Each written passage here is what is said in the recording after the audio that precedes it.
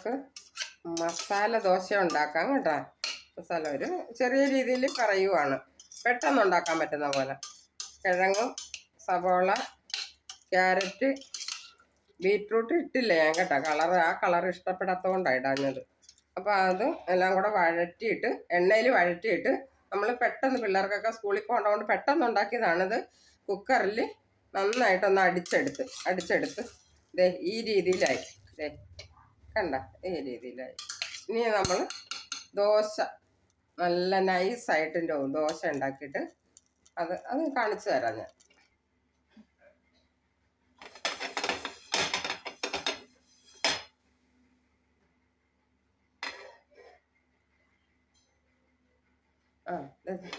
ചട്ടി നമ്മൾ ദോശക്കല്ലടുപ്പ വെച്ച് നല്ലപോലെ ഒന്ന് ചൂടാകണം. നല്ലപോലെ ചട്ടി ചൂടായി കഴിഞ്ഞിട്ട് നമ്മൾ ദോശ മാവ് ചൂടായിട്ട് കുട്ടികൾക്ക് സ്കൂളിൽ പെട്ടെന്ന് പോകാൻ വേണ്ടിയിട്ട് തയ്യാറാക്കുവാണ്. അല്ലെങ്കിൽ ഇച്ചിരൂടെയൊക്കെ സമയം എടുത്ത് നമുക്ക് ചെയ്യാമായിരുന്നു.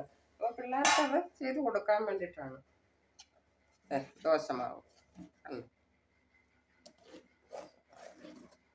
ഇന്ന് രാവിലെ ഒരു ദോശ മാവ് ഉണ്ടാക്കിയേക്കാന്ന്, ദോശ ഉണ്ടാക്കി മസാല ദോശ ആക്കാമെന്ന് വിചാരിച്ചു.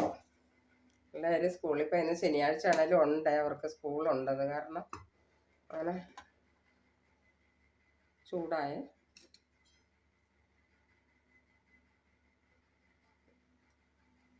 ദോശമാവ് ഒഴിച്ച്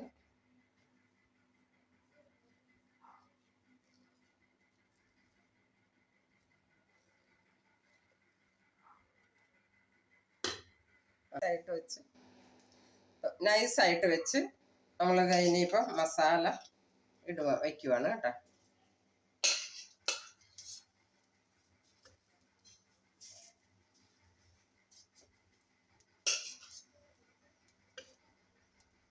വെച്ചിട്ട് നമുക്ക്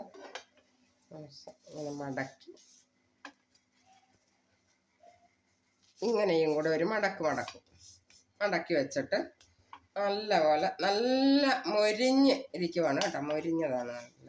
ഒന്ന് നമുക്ക് മറിച്ച് വിട്ടേക്കാം. അത് മറിച്ചിട്ടിട്ട് അതുപോലെ ചുട്ട് വെച്ചതാണത്.